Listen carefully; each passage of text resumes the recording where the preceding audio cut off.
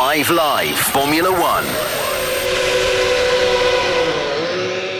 Hello and welcome to the Chequered Flag podcast on a sad day for Formula One. Eddie Jordan, the flamboyant former Formula One team owner and television pundit, has died aged 76 after battling prostate cancer.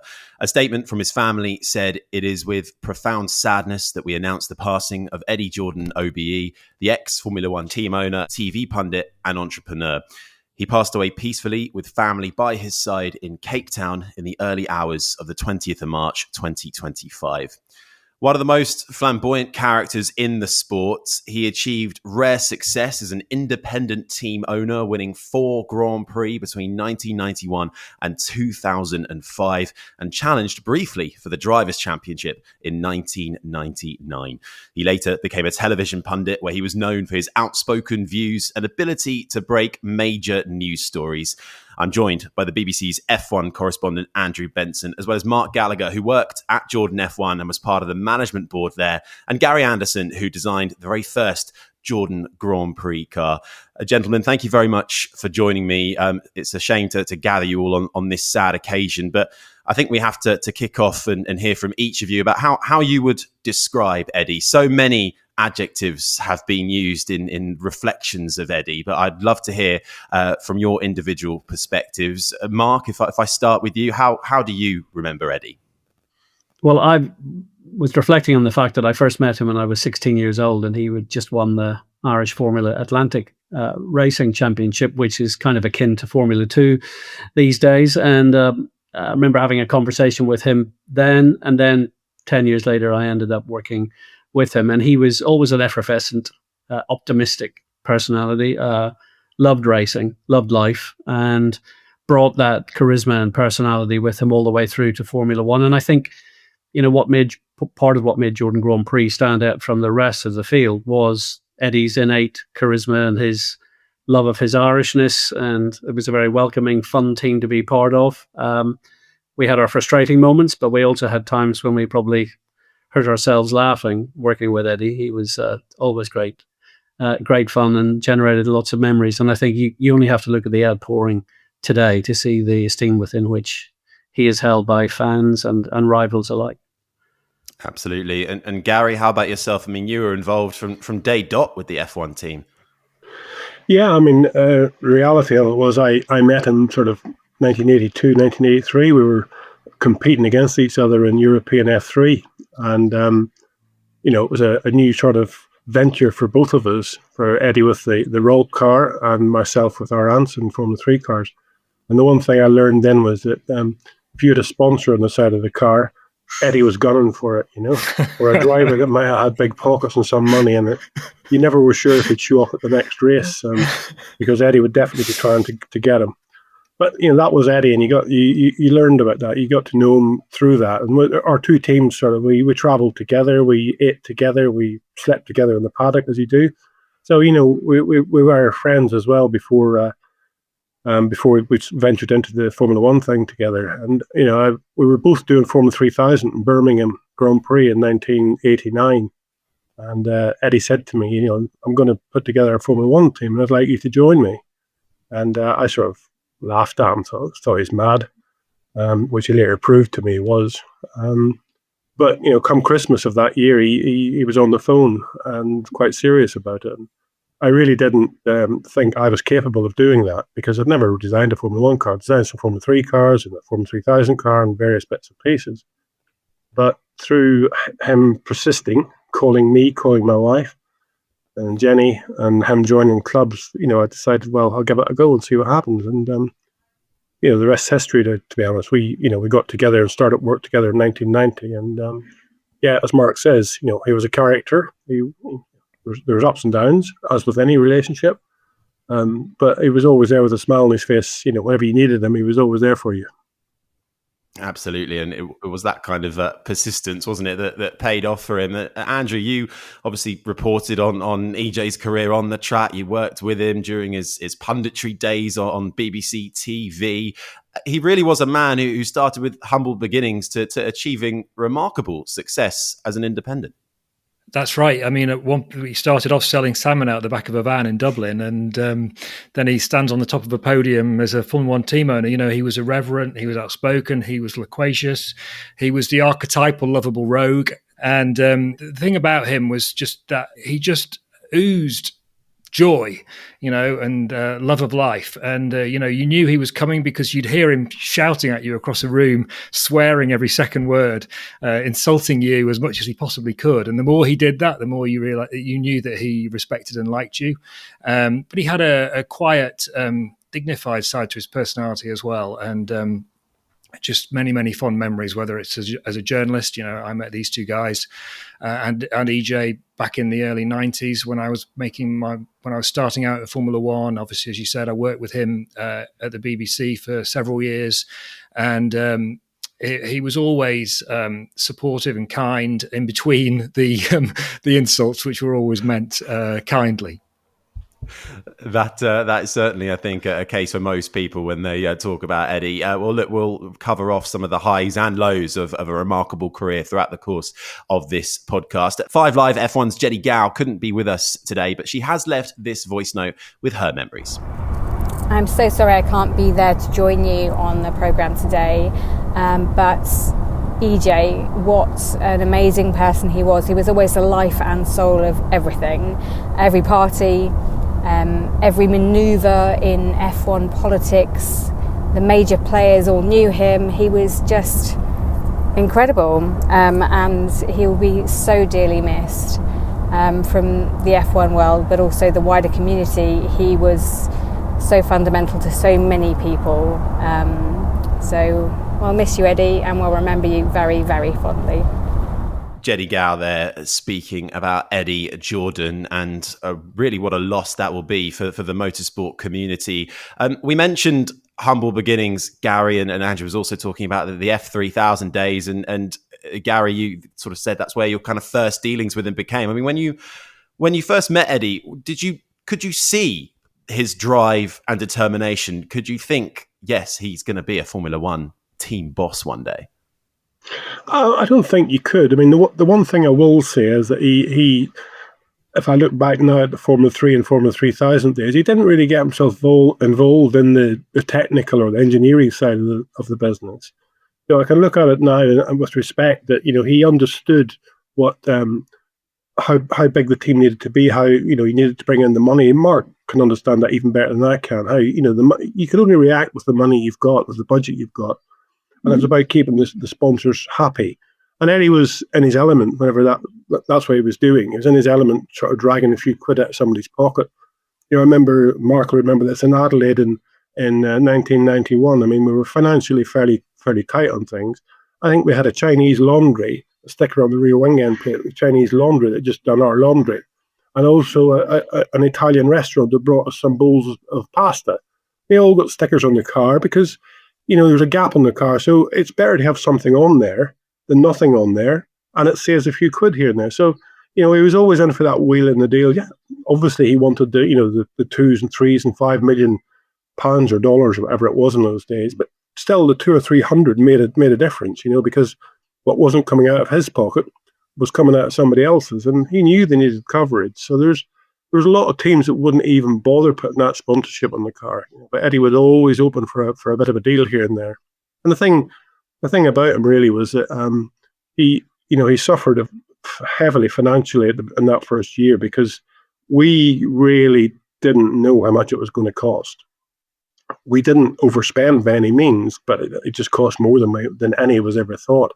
I think we just had to do everything on a bit of a shoestring. We never suffered for anything, but we did it as cheaply as we could do. But as I say, Mark was involved more in the commercial side than me and bringing in the money. And that was Eddie's element. And he never really got involved in the engineering side. So I was left alone to do my job. And that was a great position to be in. Eddie gave me a fantastic opportunity in life. He pulled off some cracking deals, didn't he, Mark? You know, you turned up in Formula One with 7-Up on the side of the car, the soft drink. The big breakthrough, I think, was 96 with Benson & Hedges tobacco sponsorship, which for a small team at the time was quite something to do. And, you know, it wasn't a works Honda engine, but you managed to put together some kind of deal with Honda for '98, and that was really decisive in becoming competitive. He really knew how to pull off a deal, as you've both been saying.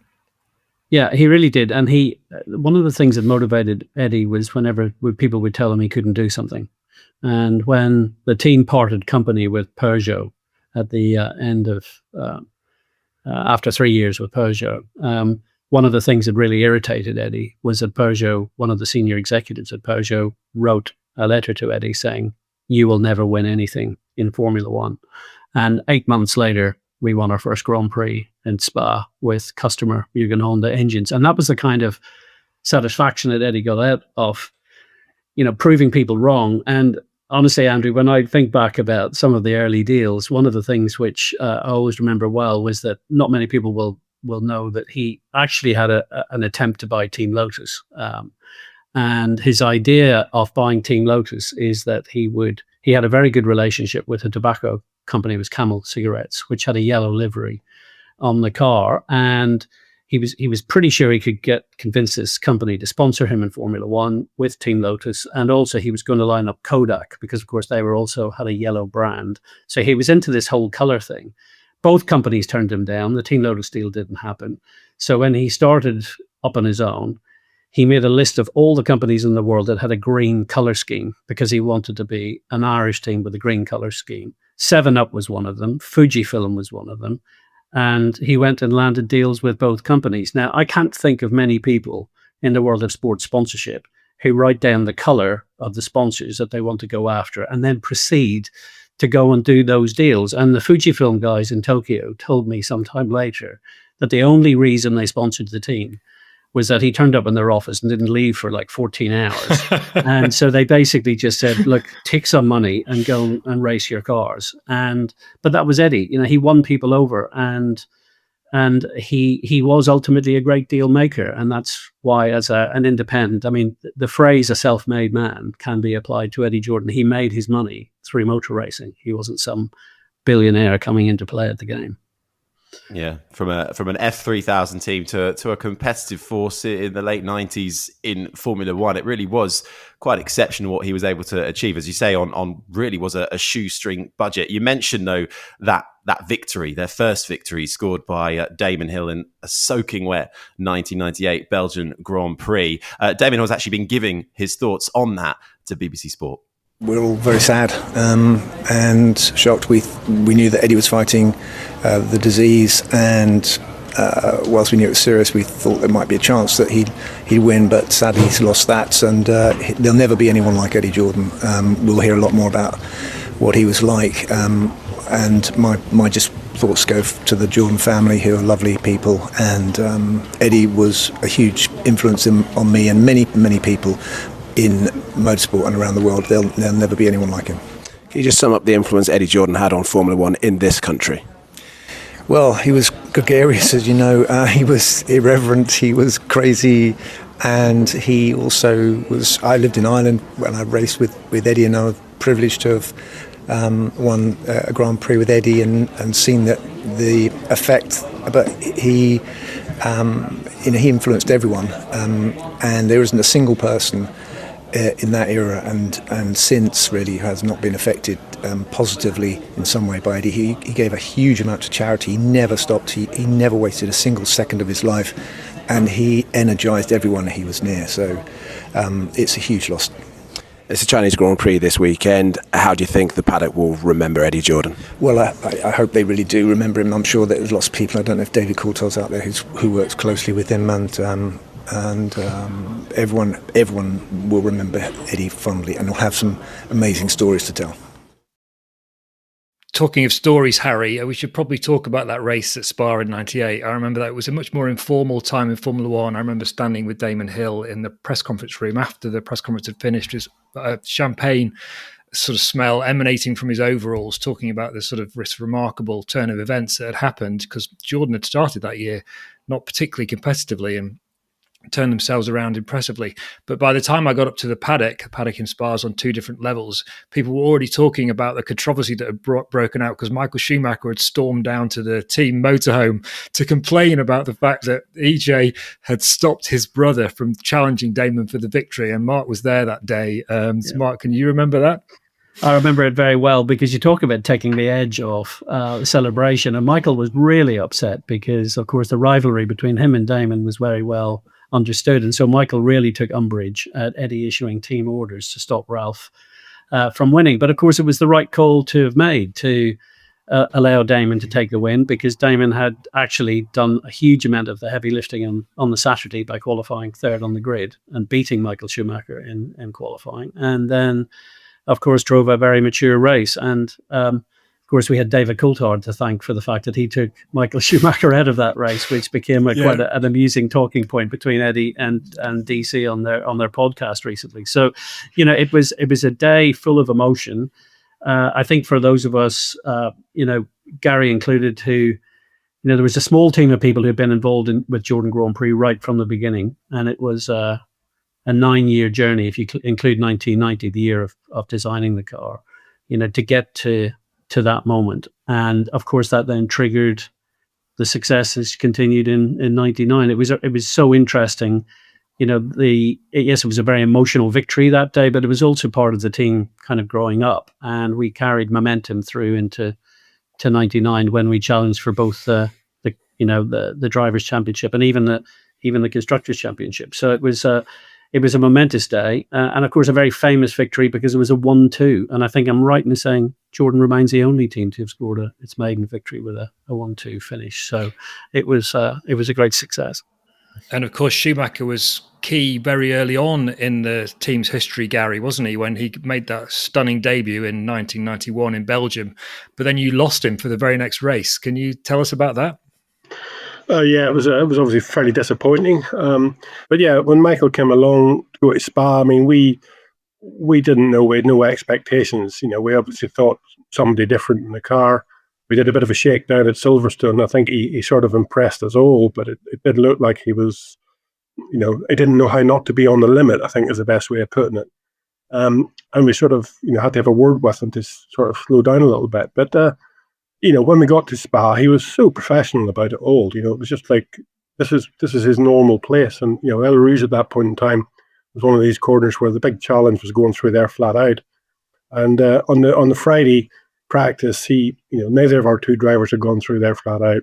And we talked about it in the debrief afterwards. And Michael said, no, it'll be no problem. Just playing safe on the first day type thing. Andrea said, no, it'll be no problem. And come Saturday morning, Michael was flat through there first lap. And I think it took Andrea to the last lap of qualifying before he got flat through there. So, Michael, I think what he showed to us was he knew his ability, he knew his talent level, and he knew what he could do. He didn't have to do it when he didn't have to do it, but when he needed to do it, he would do it. But as I say, it was one race. We had a clutch failure. I genuinely think he would have won that race for us because Andrea nearly won the race. He was running second when we had an engine failure, and Michael was well ahead of him. But he had a clutch failure mainly because of budget. We ran leftover Williams clutches, to be honest, because they were cheaper. And there was an aluminium hub in the clutch, which overheated at Spa. Michael, being a bit of a novice, did a sort of double start, which overheated the clutch even more. And when he got to the first hairpin, basically the clutch cried enough and the aluminium hub just melted.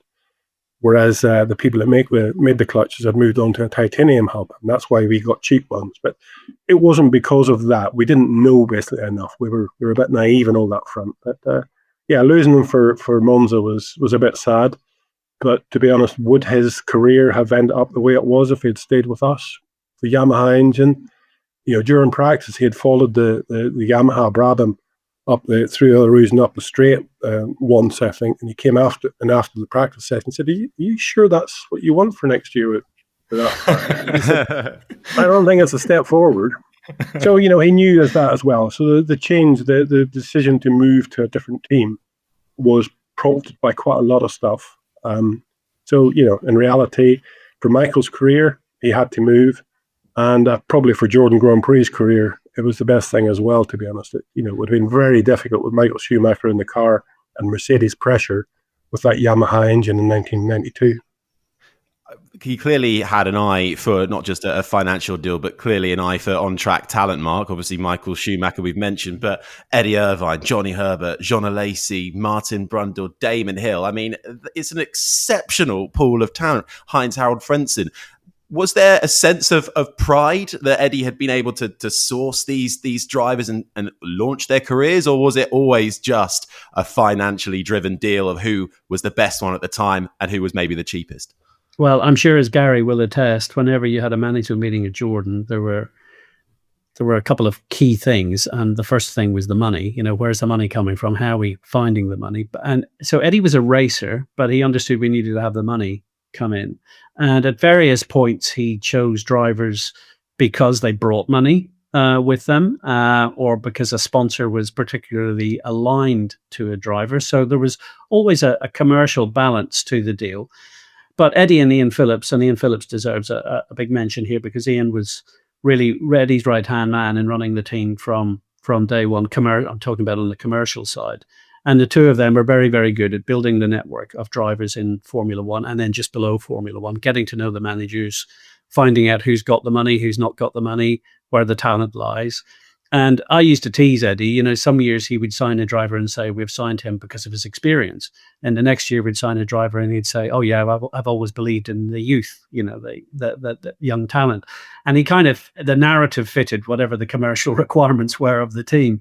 But the fact of the matter was that he always would have preferred to have a quick driver in the car, because he knew there was just no point in talented engineers like Gary and his colleagues producing a great car if you then handed it to some, idiot, frankly, who was a pay driver. Eddie wanted to have the best possible talent he could get. And you've just listed some of them who came through our ranks. And it is quite an impressive list when you go back and look at what was, the 15-year career of Jordan Grand Prix. Some pretty mega names in there.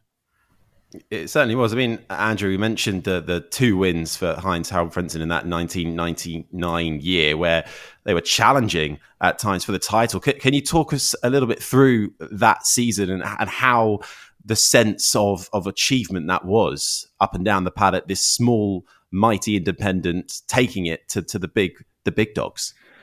Well, it was partially circumstance, I think Mark would probably accept, in that Michael Schumacher broke his leg in a crash at the British Grand Prix, which took him out of the equation. And then McLaren spent quite a long time tripping over themselves at various races, and that gave Eddie Irvine, who was then at Ferrari, a chance to compete for the championship. But it also allowed Jordan in. And I think the team they were competitive for most of the year, but they kind of really announced themselves with a win in France in the rain, where there was a strategy where they basically ran non-stop in the rain, and Frentzen won that race as a result of that. And then he won again at Monza after Hakkinen crashed out at the chicane. And suddenly it was like, oh my goodness, Frentzen's in with a chance of the championship. It didn't quite come off because there was this bizarre race at the Nürburgring in Germany in the autumn when both drivers retired for the same problem. There was some kind of thing going on with the launch control and the anti-stall, and Hill stalled on the grid as a result. And then Frentzen pulled away from his first pit stop. He was leading the race, and I think he would have taken the championship lead at the time, if I remember correctly. But there was something in the system, whereas if you didn't turn off this particular switch, then the car would turn itself off. And so Frentzen got to the end of the pit lane leading the race, and the car just shut down, and everyone was like, oh no, what's going on here? And it only transpired like years later what was going on. But it was really quite a remarkable achievement for a team to compete to that level as a privateer. And, they carried on for a good few years. Gary, you were not around at Jordan at that time, but you came back again after your time at Jaguar. You won another race at Brazil in 2003. Again, that was against McLaren and Renault, Ferrari. It was a chaotic event where the wrong leader was given the race win, Kimi Räikkönen, on the day. And then there was an appeal afterwards, and Giancarlo Fisichella, your driver, was given the win 2 weeks later at Imola with a ceremony on the grid. They were quite heady days through that era. Jarno Trulli also drove for the team that time, put in some great performances in qualifying for a while. It's quite remarkable looking back on it, what the team achieved. It really is, isn't it? I mean, that final win in those odd circumstances, Gary, Mark, I'd love to know your version of events from closer to the team and inside the team. It must have been an odd moment, and that was the last time a Jordan driver would stand on the top step. Gary, what were your feelings at the time? Well, it was great. I mean, as Andrew says, the race was chaotic. The rain just kept coming, and we did something a bit different. We qualified quite well, but it was a time whenever you qualified with fuel in the car. So we qualified 8th, I think it was, and fairly low fuel in the car. We could probably run to lap 11 or lap 12, something like that. But we took every day as it came at us, and basically qualifying was one day and then the race was the next day.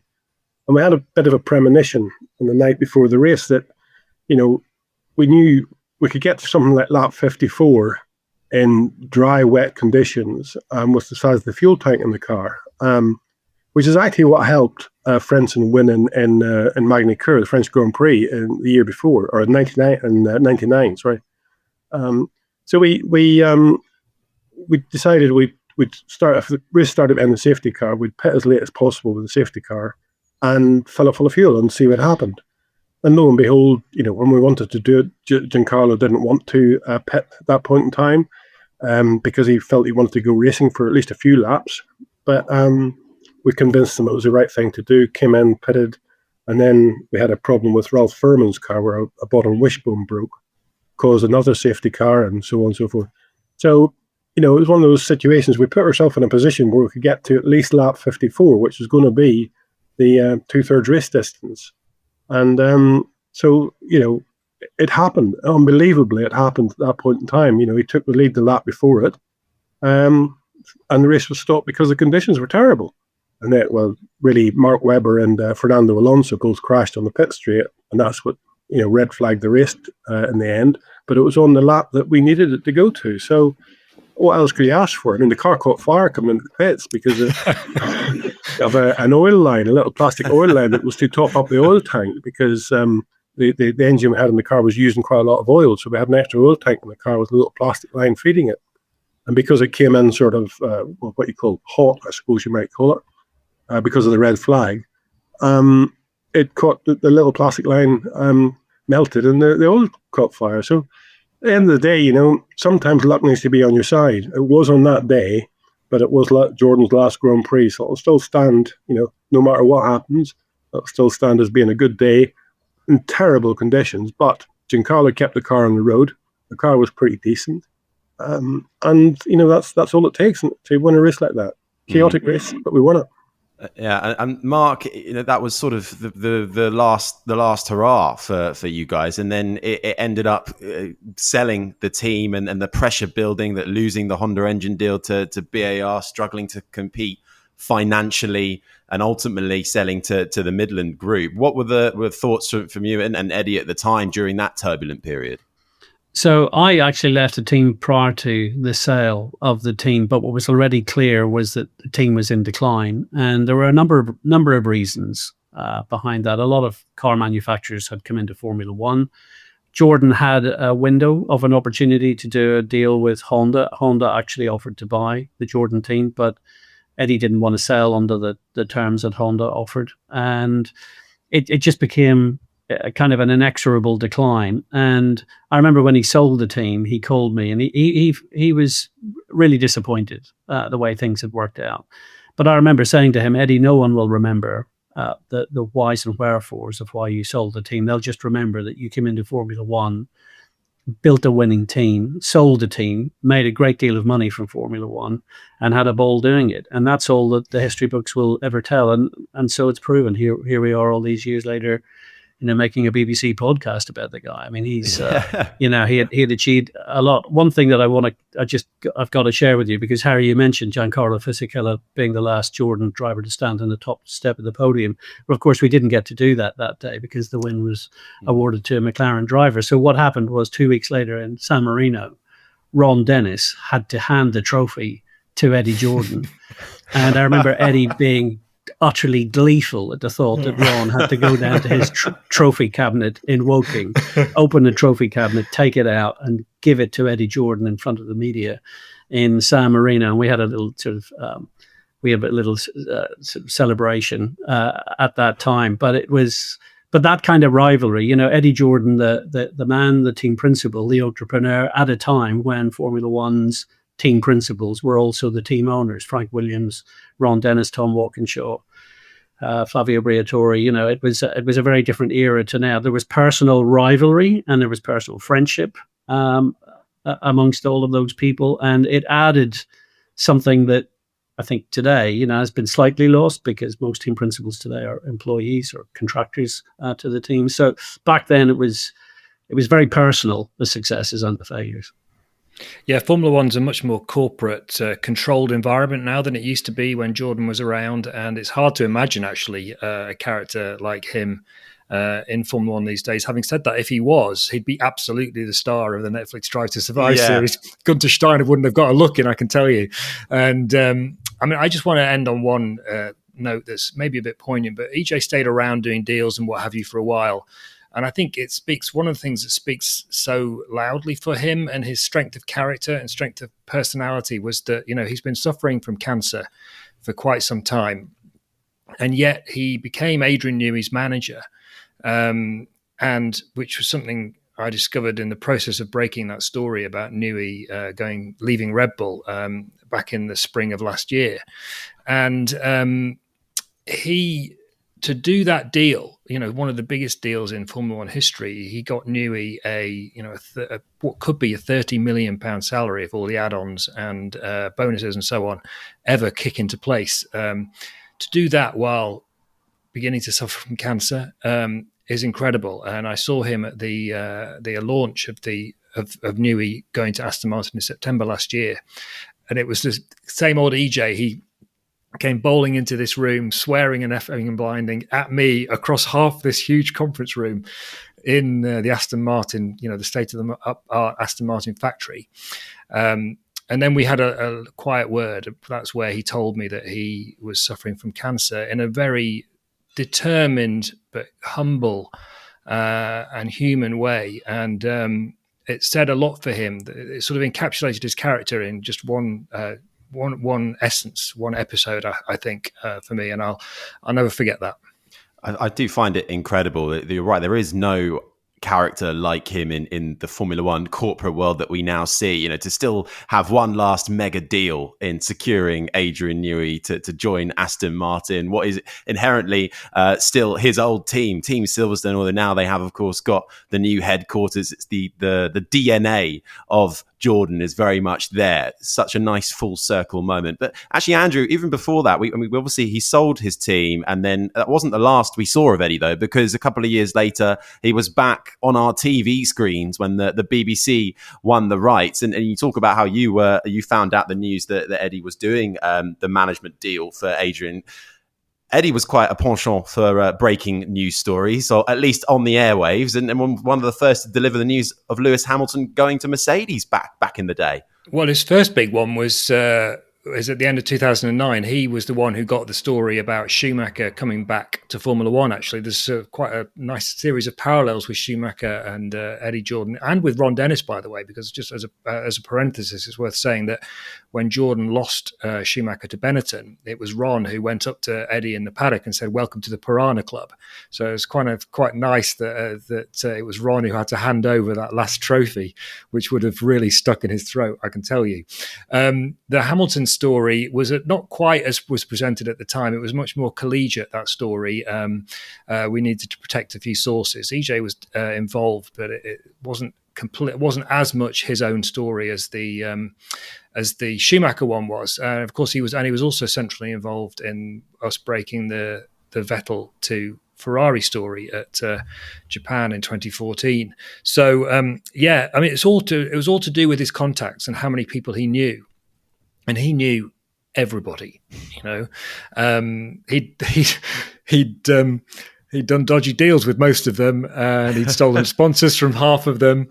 He'd stolen some of their drivers, but nobody, no matter what he did, and there's some X-rated stories I can tell you, everybody still loved him.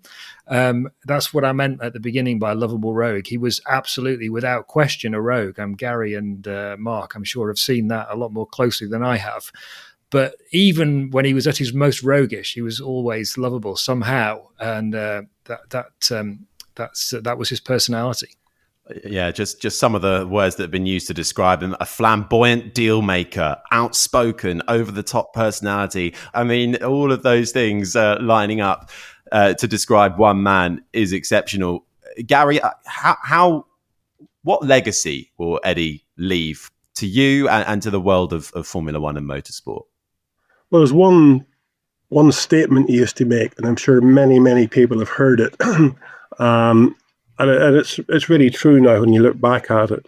He was one of these guys, and he used to come up and wave a finger in front of you, and he'd use his language, as best he could. But it was wave your finger at you. I effing made you. And there's many people he's told that story to, drivers, engineers, whatever. I effing made you was his true statement, and I think that's what that's where he left. He didn't make a lot of people into what they are or were during their period in motorsport.